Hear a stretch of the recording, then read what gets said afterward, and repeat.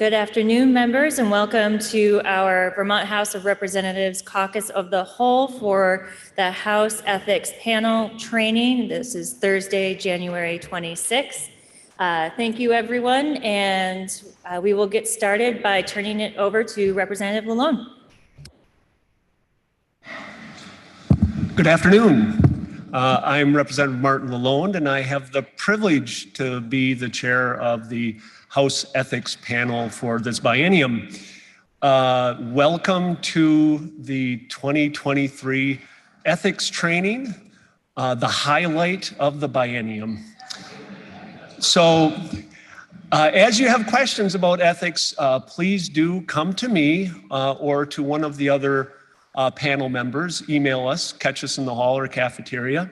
And I would like to introduce you to the other panel members. And if you all, it's early in the session, and I know there are 50 new legislators, so you may not know everybody yet. So I would ask the members to stand up. So we have Representative Scott Beck. Everybody take a good, close look at the members. Representative Laura Sibilia.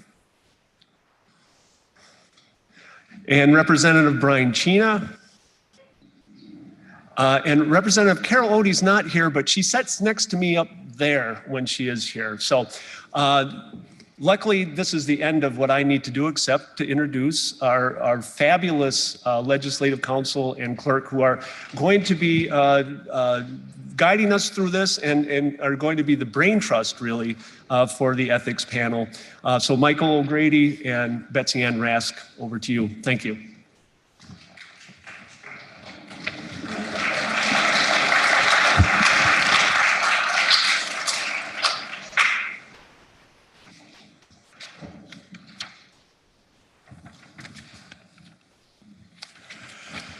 Good afternoon. I'm Mike O'Grady with the Office of Legislative Counsel. Betsy Ann and I are going to walk you through basically the ethical requirements for you as a member of the House of Representatives. Before we get into the substance, I'm just going to give you an overview of what we're going to do for you today in the presentation. First, we're going to go and review the Vermont Constitution's principles of representative government and how they apply to your ethical requirements. Then we'll talk about voting conflicts and duties, disclosures, and interactions with lobbying entities and the requirements for those under statute and rule. And we'll talk about regulation of chamber integrity generally. And then we'll talk about the panel and its procedure. And then last, the State Ethics Commission and the State Code of Ethics. And we will have the Executive Director of the State Ethics Commission talk to you specifically about the new gifts provisions in the State Code of Ethics.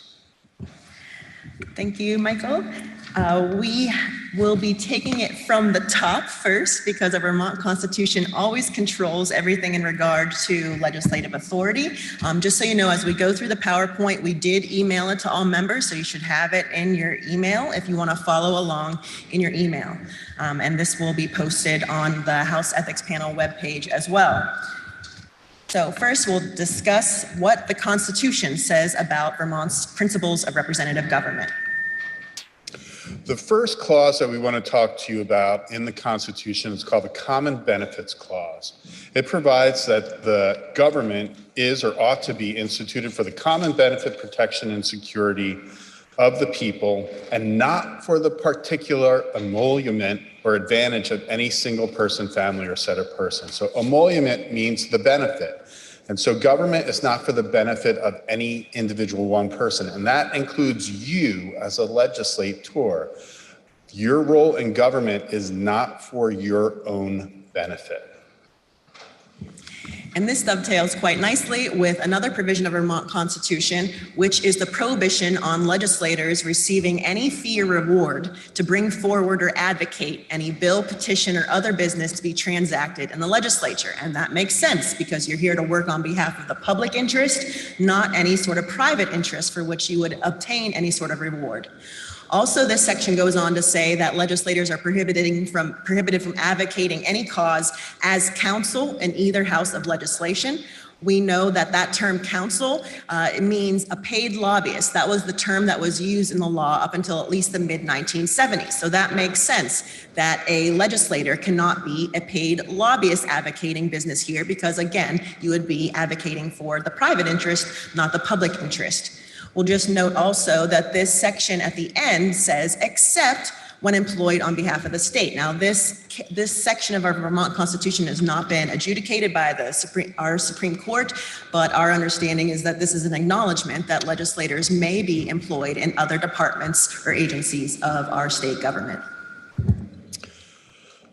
So now let's talk about some other constitutional provisions that are applicable to your ethics, and they are the oath that you take and the various clauses in the Constitution, both state and U.S., that apply to you and your ethics. First, you swear that you will not propose or assent to a bill, vote, or resolution which shall appear to you injurious to the people, and you're not going to consent to any act or thing that shall have a tendency to lessen or abridge the rights and privileges of the people and of yourself.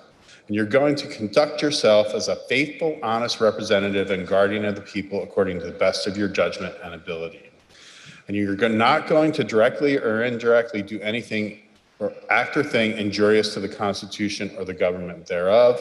And this next one is it's a little different. It's like you are not going to hold an office of profit or trust under the authority of Congress as well while you are working as a legislator. That really is, you're not going to hold a federal political office while you also working as a state legislator.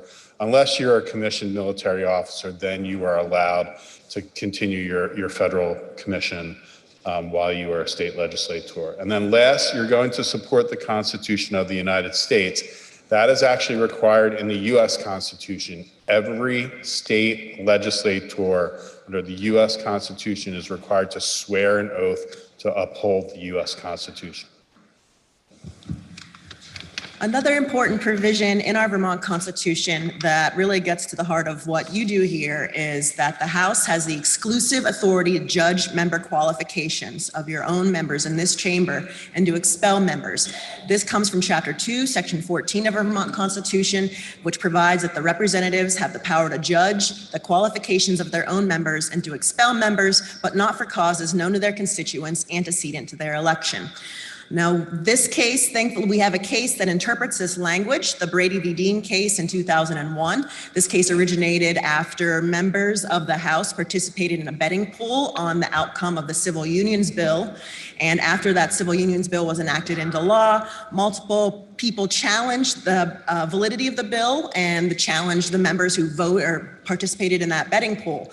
They made claims under House rules, under statutory law, and under the Constitution itself, seeking to have the law invalidated because of that betting pool and the votes thereon. And the Vermont Supreme Court indicated that although they had never had a chance at that time to interpret this section, at this time they had the ability to say that at least that power to judge qualifications means it's an exclusive constitutional prerogative that belongs only to the House that encompasses or surrounds the authority to determine whether a member's personal or pecuniary interest requires disqualification from voting on a question. The Vermont Supreme Court said the House has adopted rules to address this very issue, citing our House Rule 75, which we'll get to momentarily. And also the court said, this is a separation of powers issue. To respect the separate powers of the branches when this power was provided exclusively to the House, it's not the judicial branch's constitutional business to interfere with it. And so they have indicated that this is an exclusive House authority that at least surrounds the ability to determine by this chamber whether members should vote on any questions that come before it. And that case has been used in other cases in the United States. For example, in the 2009 case, Commission on Ethics v. Hardy, a Nevada case, they interpreted Brady, applied it to their own similar constitutional provisions, and they said, Brady said, to the extent that a legislator's conduct resulting in a disciplinary proceeding involves a core legislative function, such as voting, because that's what you're here to do, vote on legislation, and by extension, disclosing potential conflicts of interest prior to voting, That power cannot be delegated to any other entity. It's a power that belongs exclusively to the chamber. When it comes to core legislative functions like voting, like participating in debate, like deliberating, and ultimately determining whether a bill should pass, those are core legislative functions that only a chamber has the ability to determine whether a member should be disqualified from voting or participating in those core legislative functions. And the court made a distinction, though, when it comes to non-core legislative functions, like bidding on governmental contracts, or receiving gifts or honorariums, or using governmental resources for non-governmental purposes. Those are not core legislative functions. For example, receiving a gift is no part of legislative service. Those can be regulated by outside entities. So let's now talk about the requirements under rule and statute regarding your voting conflicts, your duties to disclose certain information, and your interactions with lobbying entities, because these requirements inform how you are going to exercise your legislative function as a member of this House. The first rule we're going to talk about is House Rule 75. This rule has been in place in this form since at least 1859. The rule says that members shall not be permitted to vote upon any question in which they are immediately or directly interested. So that's a core part of the conflict of interest requirement for you as a legislator. But admittedly, it's not that detailed or informative about what you are supposed to do or when you are supposed to exercise or voice that you have a conflict. When there is a lack of information on a rule in the House rules or the Senate rules or joint rules, there's a couple of bodies or resources that the legislature turns to in order to seek more information, to be informed as to the question. One is called Mason's Manual of Legislative Procedure, which is a body of parliamentary law adopted by many state legislators to fill in the details of their own rules. Another is called Cushing's Legislative Assemblies, which has been in place since the 1700s, which is actually really informative and really relevant to what you do today. And that's another resource that we turn to. And in looking at what is a question where you are immediately or directly interested, we turn to Mason's and Rule 522-1. And it says the right of members to represent their constituencies is of such major importance that members should be barred from voting because of a conflict on proposals of direct personal interest only, and only in clear cases, direct personal interest, when the proposal is particularly personal. A member may vote on a proposal when other members are included with that member in the motion, even though that person has a personal or pecuniary interest in the result. What does that mean? You can vote with others when you have a personal or pecuniary interest with them. Well, Cushing says that providing that a question is not of direct personal interest if it is not in regard to a legislator personally, and a question is not of direct pecuniary interest if it involves a matter of general public interest. So looking at Cushing's further, an interest in a question pending in the House is good cause for disallowing a vote, but such an interest must be of direct pecuniary interest, belonging to a separate description of individuals, and not such as also belongs to all citizens, arising out of any measure of state policy. It does not apply to questions of interest arising out of public measures, such as tax bills, colonial regulations, domestic trades, and the like. So you can vote if you own property and you're voting on your property, on a property tax bill in this body. You can vote if you have a military pension and you're voting on a military pension, unless the vote is about only your military pension. So it's only a direct vote on your direct military pension. That's not going to happen that often, but it has happened. The one time I have seen this provision exercised appropriately was a member of this House voting on the salaries of judges and the specific classifications of salaries for certain judges. And one classification had one judge in it, and that judge was the spouse of a member of this legislature. And so that legislator would have been voting on her household income directly. She properly exercised Rule 75 because she had a direct pecuniary interest in that vote. It would have literally affected her personal income. So she conflicted herself out.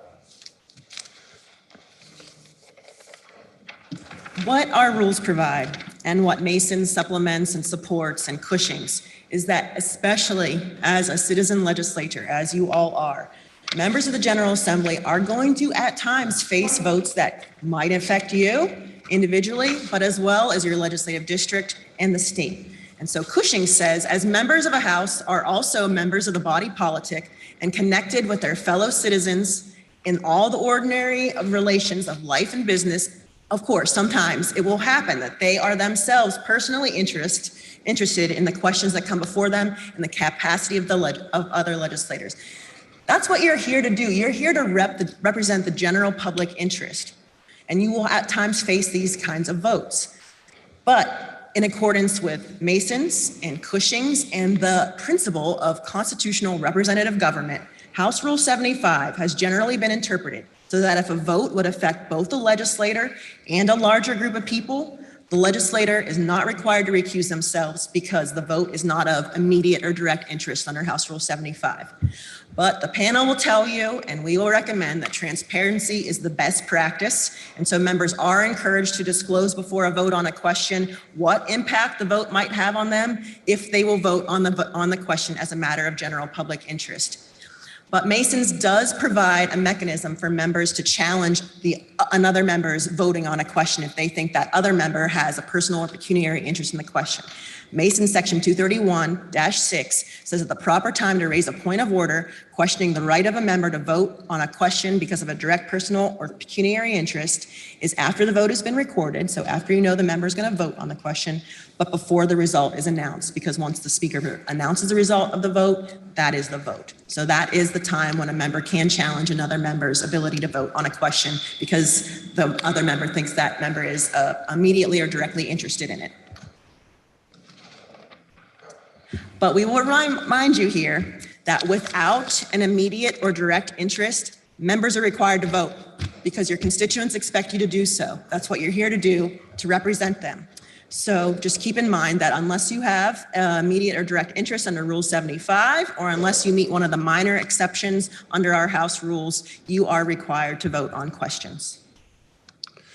So let's talk about disclosures. Disclosures are important. They're required both under statute and rule, and they're important because they provide transparency so that the public and you know if your colleagues have a potential conflict of interest on an issue. The first disclosure is a statutory disclosure. It's for candidates. It's under Title 17, and legislative candidates must file a disclosure posted online for the public providing sources of personal income over $5,000 of themselves and their domestic partner, entities on which they serve that are regulated by law or receive state funding and their position, companies that they or their domestic partner own more than 10%, leases or contracts with the state, and disclosure of the spouse or domestic partner's lobbying if applicable. And then there's a disclosure under rule for serving legislators. By the 10th day of each session, members are required to submit a disclosure, again, posted online, providing entities on which they serve that are regulated by law or receive state funding, their position, whether they are paid, and their employer. And there are also requirements for your interactions with lobbying entities. All right, so what is a lobbying entity? Well, it's a general unofficial catch-all phrase for registered lobbyists, lobbying firms, and lobbyist employers. Lobbyist employers are persons or entities that engage in the service of a lobbyist for compensation. And so you are prohibited from soliciting gifts from lobbying entities other than charitable or campaign contributions. So what is a gift? So under the lobbying statute, a gift is defined as anything of value, tangible or intangible, that is bestowed for less than adequate consideration, and it includes travel expenses, meals and alcohol, speaking fees, and loans with terms more favorable than those generally available to the public. You are also prohibited from soliciting or receiving campaign contributions from lobbying entities during the biennium until adjournment sine die, so until you adjourn for the session. And lobbying entities must disclose contracts over $100 a year or direct business relationships with legislators, their spouses, and dependent household members, as well as itemized gifts over $15 to legislators or their immediate families. And lobbying entities are prohibited from giving legislators monetary gifts other than campaign contributions, and legislators are prohibited from lobbying for 1 year after leaving office. So we've just talked about specific provisions that apply to your legislative service. Now we're going to talk about your ability to regulate chamber integrity generally. Regulating chamber integrity is a fundamental power of legislative chambers. Michael and I are going to start to go quickly over this. All of the information is included in our slides, but we want to make sure we have enough time to get through all of our presentation today, including the new state code of ethics. So as Betsy Ann referenced earlier, under the Constitution, you are the sole body to judge the qualifications of your members. And that also means that you are the sole body that has legislative discipline authority. It's inherent in your legislative authority, and it's for purposes of self-protection, to protect the reputation and the integrity of you as a body. So Masons provides that a legislative body has that right to regulate the conduct of its members, and it may discipline a member as it deems appropriate, including reprimand, censure, or expulsion. And a state legislature possesses inherent body powers of self-protection. And the Supreme Court has said unquestionably Congress has an interest in preserving its institutional integrity, but in most cases that interest can be sufficiently safeguarded by the exercise of its power to punish its members for disorderly behavior, and in extreme cases to expel a member. You are self-policing, self-enforcing, in order to preserve the integrity of your body. Courts have upheld this power even when a constitution doesn't provide it explicitly to a legislative chamber. They consider it a necessary power that the chambers have to preserve the integrity of the legislative institution so that members of the public can rely upon you. You maintain the public trust by regulating yourselves and upholding chamber integrity. So your authority to discipline yourself, it's not unfettered. There is still that thing called the Constitution and the rights under the Constitution that every individual, even you, have. So when the legislature disciplines a member, the courts will only really look to see if there's a constitutional violation, to see if the legislative discipline violates your First Amendment rights of speech or violates your due process. And frankly, it's happened. It's happened in other legislatures where they have violated constitutional rights of their members. But in addition, the House is prohibited from expelling members for causes known to their constituents antecedent to their election. So if your constituents, the voters, know of something that might otherwise be considered an ethical issue, but they vote you in anyway, that is not a reason for the legislature to discipline you. Otherwise, there's no known case law that places limits on the type of legislator conduct that might be disciplined. So it becomes a policy authority. It's a policy decision whether or not the body as a whole is going to discipline a member for behavior.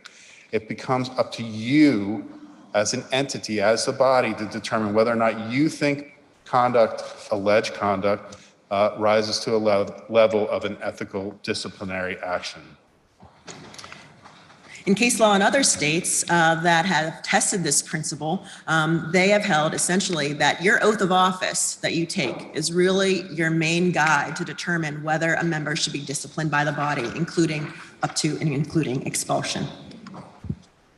So we'll talk about one example of legislative discipline that occurred here in the State House. It was in 2016. The Vermont Senate suspended a senator for sexual assault-related criminal charges until all criminal proceedings currently pending against him have been dismissed. There was no final order, there was no conviction when that senator was disciplined. The charges were not adjudicated by the judicial branch before the end of the biennium. The senator did not resign. He remained a senator, but he remained suspended through the remainder of the biennium. He wasn't on any committees, he wasn't participating in floor votes, he was suspended. And case law in other states have upheld the concept that it doesn't matter if there are criminal charges pending against the legislator and the legislator's chamber disciplines that member just on the basis of those charges. And that goes back to separation of powers. Again, the judicial branch adjudicates crimes, charges of crimes. You have a different role. Your role is upholding chamber integrity. It does not matter whether a legislator has been convicted of a crime. A charge alone is enough for legislative discipline to be imposed. And legislative discipline, at least in other legislatures, has not been confined just to the behavior in that session. For example, in South Dakota, the South Dakota Senate censured a member after determining he engaged in inappropriate sexual conduct with a page in the preceding biennium. That member challenged the legislative investigation, saying that they could not be disciplined for conduct alleged to have occurred in a prior session. The court said, no, that the South Dakota Constitution grants each chamber the power to judge member qualifications, and its prior case law describing the legislature's inherent authority included the power to superintend its internal management and carry out its constitutionally mandated duties. His constitutional rights weren't violated, therefore the legislature had the ability to judge his qualifications, and they judged his qualifications on a behavior prior to that session. So we've spoken with you now about the scope of your disciplinary authority. So now we'll get into the details about the panel and its procedure, because the panel is your entity in this chamber to help you with any potential discipline that you might impose. So the panel was created by House Rule 90B. There's 5 House members who Representative Lalonde has already identified for you. The panel elects its chair, Representative Lalonde, and adopts its own procedures. The panel shall advise individual members and provide training to all members on ethical conduct, including compliance with House Rule 75. The panel receives and investigates complaints of alleged ethical violations made against members of the House and may recommend to the House disciplinary action against a member for an ethical violation. The House rule prohibits retaliation. You can't retaliate if there's been a complaint. And that is, you can't retaliate against a colleague, staff, a member of the public, a lobbyist. No retaliation. That is an ethical violation in and of itself. And then the panel is required to annually report to the House the number of complaints filed, the disposition of those complaints, and the number of member requests for ethical advice. Those reports are posted online for each panel in each panel's biennium, and it's also on the online reports database. Now let's talk about the panel procedure for handling ethics complaints. Complaints must be in writing and identify the complainant and must be in regard to alleged unethical conduct committed by a member during the biennium.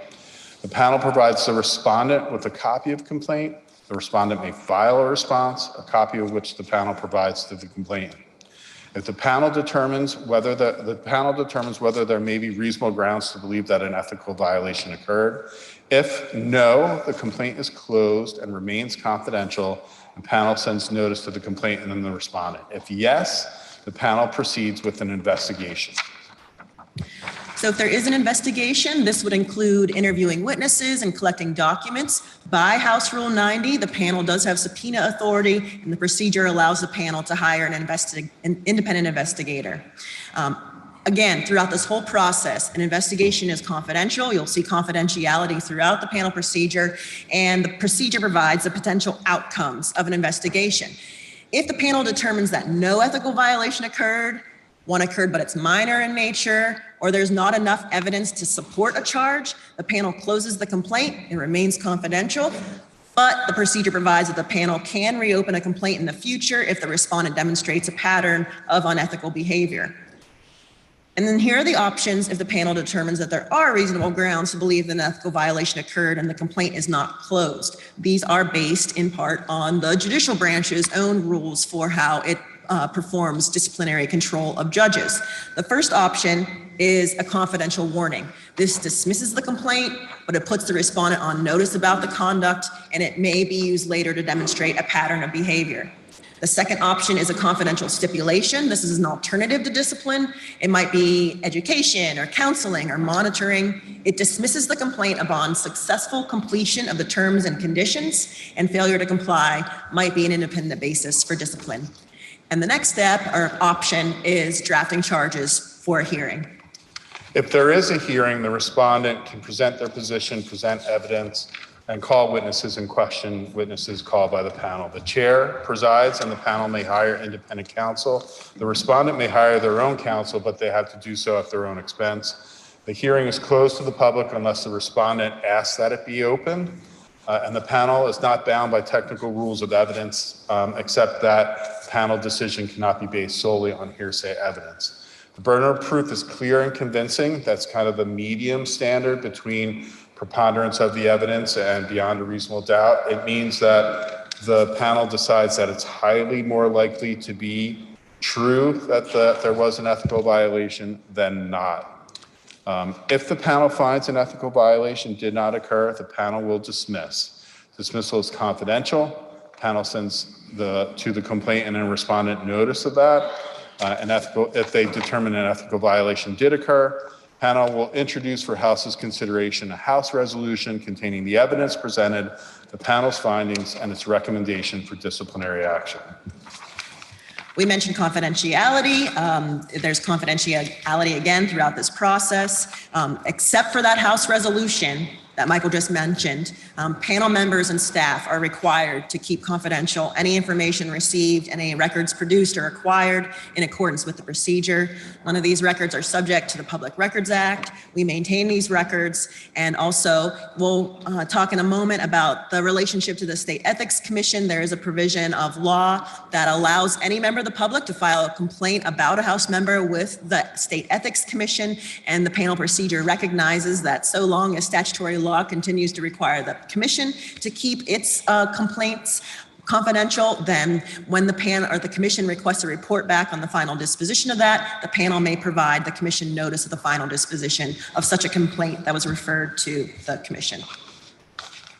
So now let's talk about the State Ethics Commission and the State Code of Ethics. We're very grateful to have with us the Executive Director of the State Ethics Commission, Christina Sivret, and also what the General Assembly just enacted in last year is a new state code of ethics. So we'll talk now about the commission and the code. So the State Ethics Commission is an independent 5-member commission in the executive branch that accepts reviews, makes referrals regarding and tracks complaints of alleged violation of governmental conduct regulated by law, governmental conduct under the Department of Human Resources Personnel Policy and Procedure Manual, governmental conduct related to state campaign finance law, and it provides ethics training and issues guidance and advisory opinions.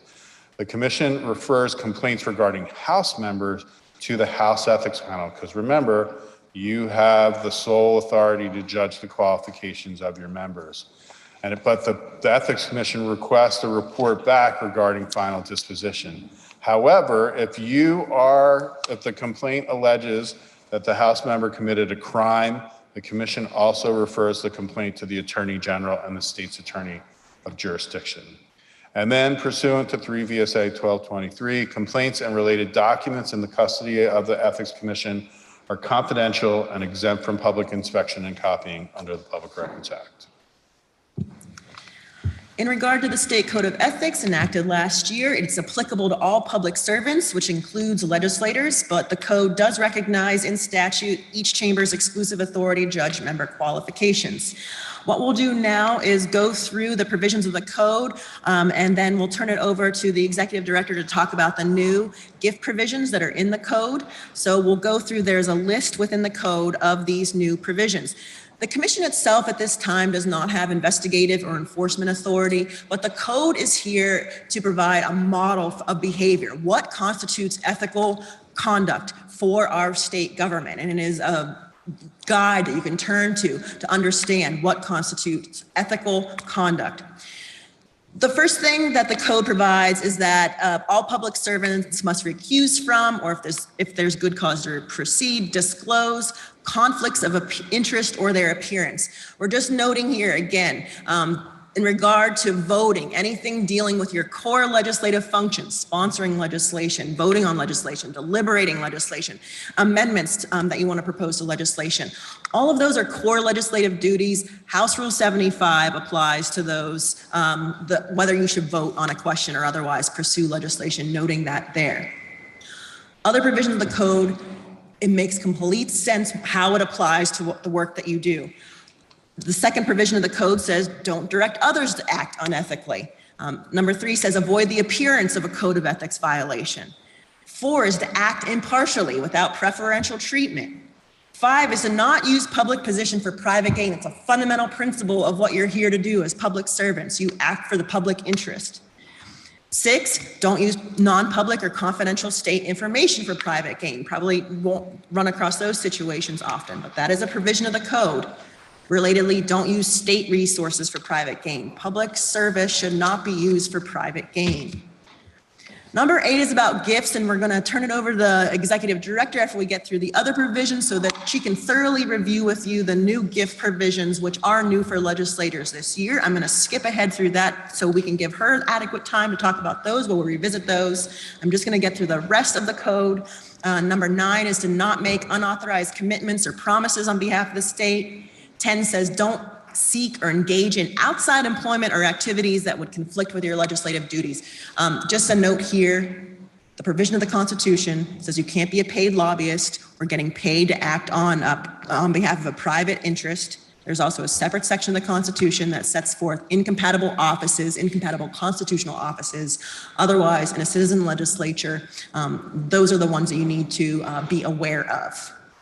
But relatedly, for 1 year after leaving office, as Michael mentioned to you earlier, legislators are prohibited from being a lobbyist. Again, that goes back to the principle of not using public office for private gain.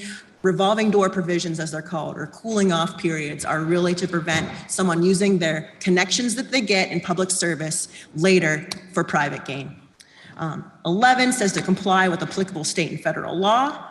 Again, 12 whistleblowers are protected, and 13 requires code of ethics training within the first 120 days of public service and at least once every 3 years thereafter. We also provided a hyperlink here for you in the training to the Commission's quick summary of the code of ethics. And now we're going to turn it over to the Executive Director of the Commission, Christina Sivert. Christina, thank you so much for being here. Yes, thank you very much for having me. And so very happy to be talking about gifts. This actually is the topic that we get the most questions about from legislators, gifts, as well as post-employment restrictions. But yeah, so these gifts rules are new this year. And I'll say that this is, generally speaking, in codes of ethics, gifts rules are not static. They tend to change over time. So this is a starting point in terms of, gifts rules that are in place now. They're all very common to codes of ethics, across the nation. And, over time, they can be modified or things can be removed or added. And that would be kind of a normal course of business thing to do. The general rule when it comes to gifts is do not accept a gift, which is defined as anything of value that is given for less than adequate consideration. So if you didn't pay full value for it, then it's a gift. So your approach to gifts is don't take it unless, and then you're looking at the exceptions. So I'll just go through the exceptions and I'll give a bit of more of a description of the ones that tend to kind of trick people up. So the first one is kind of, a clear, you can accept a device or an inheritance. There's that's a pretty clear standard, but it's in here because, inheritance is in fact a gift. Gifts to be used in an official state capacity can also be accepted. So what you're really looking at here is making sure that the gift is being given for the use in your official state capacity and not for personal use. So a good example of this might be, say you work for the Department of Agriculture and part of your job is to promote Vermont products across the nation or internationally. So you have Vermont producers who send you gifts to be used in your official capacity, promoting Vermont products to others. This isn't something that you're taking home to use for yourself. If you're taking it home and consuming it for yourself, then this would not be an appropriate gift for you, and that's not something that you should be accepting. Next, pretty straightforward, ceremonial awards of less than $100. So that could be a plaque or a trophy. Next, rebates, discounts, or promotions available to the public, and that includes subsets of the public. So, for example, if grocery store is having 10% off everything today, then of course you can accept that. If there is a promotion that is just for veterans and you're a veteran, then of course you can accept that. The question becomes when the subset of the population becomes smaller and smaller, and perhaps the discount or promotion becomes of greater and greater value. So, for example, if somebody's offering 50% discount on something very expensive just to members of a certain House committee, then that's going to be a very questionable situation and likely not pass the test for an exception here. The next exception we're looking at is printed or recorded material germane to state action or functions. And so again, that's pretty straightforward. And I do understand that people are sent unsolicited gifts of this nature quite frequently. But what you're really looking at is this really for use for you in your official capacity? And it's not related to, say, a personal hobby or something very expensive. Say somebody's going to send you an original copy of the Declaration of Independence. That would not be appropriate. If they want to send you a photocopy, then certainly. Of great interest to a lot of people are the exceptions around food and beverages. So you can accept food or beverage of less than up to $100 per year. It needs to be consumed on occasion when the source of the gift is present. And so what you need to be careful about here is that there is no mechanism in Vermont to officially log the gifts that you're receiving. So this is up to you to keep track of the approximate value of the food gift that you're receiving and from the source.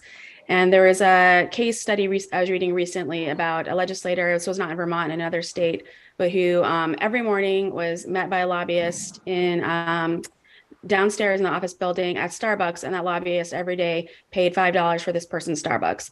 So this person was like, well, this is not, this isn't a big gift. This is just, coffee in the morning. But when you add it up, it was adding up to over $1,000 per year. So this is where this person was getting, tripped up in the gift limits around food and beverages. You can also accept food and beverage when it's incidental to the performance of a legitimate state function. Say you're attending a meeting, lunch and drinks are served, provided at a charitable, cultural, political, or civic event at which the legislator participates in an official capacity. So say you're invited to speak, at a Rotary event and, there's dinner is provided. The next exception is free attendance by a sponsoring entity to a widely attended charitable, political, or civic event at which the legislator participates in an official capacity. So in these situations, you want to take a close look at the definition of charitable, political, or civic event to make sure that the event you're attending, fits that description and that it's also widely attended. So, for example, if an organization sponsors, the Speaker of the House for all 50 states to go on a trip to Hawaii, and everyone else who is attending that particular event is a lobbyist, and you want to really look at whether that's meeting the definition of a charitable, political, or a civic event that's widely attended. The other thing to watch out for here is costs associated with the trip. So you can accept reasonable transportation costs, admission tickets, and obviously food and beverage associated with the event. But what you want to be really careful with here is that you are only accepting reasonable costs that are necessary to you performing your official duties in attending this event. So for example, you can accept plane fare, hotel, there's a buffet dinner that's being given to everyone who's attending this event. But when you get into a situation where, say the event is being attended by a smaller and smaller number of people and you're getting first class airfare, you're staying in a very expensive hotel. And oh, by the way, here are some VIP tickets to the Taylor Swift conference. This is when you're getting into a situation where these are not reasonable costs associated with your trip. Okay. The next exception is private employment gifts ordinarily provided to others in similar circumstances. So say it's Christmas and your supervisor gives everyone in the office a teddy bear. That's great. Go ahead and take it. If they're giving everyone in the office a teddy bear and then you a car, this would not be acceptable in that situation. The next exception is gifts from another public servant for a holiday or occasion of significance. And this is different depending on your relationship with the person who is giving or receiving the gift. So if it's another public servant and you're not in a supervisor or supervisory relationship with them, then we actually have no limit on the gift amount in that situation. If you are in a supervisor or supervisory relationship with that person, then it's $100 per occasion gift limit and $200 in aggregate for the year.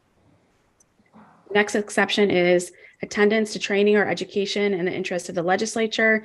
So again, generally this is pretty straightforward, but you want to make sure that the training or education being provided is truly to the benefit for you in your official role. It isn't something that, say, you've always dreamed of becoming a scuba diver and somebody, gives you free scuba diving lessons. That's a personal hobby for you, and that's not to your benefit as a legislator, unless, for example, you just happen to be on a committee that is like deeply into regulating scuba diving for some reason. The next is also kind of a tricky situation: personal gifts clearly motivated by an outside family or personal friendship and not the legislator's position. And so, this is kind of a common sense exception. Like, of course, your mother, your sister, your best friend gives you a gift. When it gets a little bit trickier is, say, you have a neighbor you're very close friends with, you commonly exchange gifts with each other, there should be no issue there. You have a neighbor who lives 3 streets over and you never really talk to them, and one day they show up at your door with a very expensive present and says, I just wanted to really give you this $300 gift because I saw your jacket and I thought that's a really cool jacket and I wanted to give you a gift just based on that. So that's the situation where you'd be very suspicious and people are looking at that as not really a bona fide pre-existing relationship, and there'd be questions around why that person is giving you that gift. Do they have business that's going to come before the legislature at some point and they're trying to sway you in your opinion? The next exception is loans made on terms not more favorable than those in the ordinary course of business. So for example, you're taking out a car loan, say the interest rate is being given to everyone is 5%. If you have great credit, maybe it's 3%, and for some reason they offer you 0.5% and no one else is getting that rate. So that would not be a gift that you would really look into accepting. And the last exception is gifts otherwise expressly permitted by a state law. So for example, allowable campaign contributions would fit into that. And as a last point, because the appearance of conflict of interest is something that was brought up before. And so that is always something to keep in mind, because even if a gift is allowable under the gift rules, it doesn't mean it's wise to accept it if it's being given in a situation that could create the appearance of a conflict of interest. So say, for example, you are somehow involved in a situation where you're evaluating bids for a contract related to, a vendor is going to be doing something with the state house, you're somehow involved in the decision, and then one of those vendors invites you out to dinner and offers to pay for it. So under the gift rules, yes, that can be allowable. However, if a member of the public, saw the situation and understood this was a vendor who had a contract before you, and you were considering, whether or not they should be given this contract, that would, raise the appearance of the conflict of interest. The reason why this is allowable under gift rules is because we're kind of saying, the de minimis amount of money that we're looking at here, shouldn't be enough to actually buy somebody off in that type of situation. But at the same time, a member of the public looking at this situation might feel uncomfortable about it and feel like there is a conflict of interest that exists there. So that's something you always want to consider when you are considering accepting gifts that are allowable under the gift rules, but maybe not necessarily wise to accept. And we provided here Christina has provided here a handout that you can use too. It's a chart also as for any, for the gift questions. That completes our training, and we are able to accept any questions that you have for us or the executive director.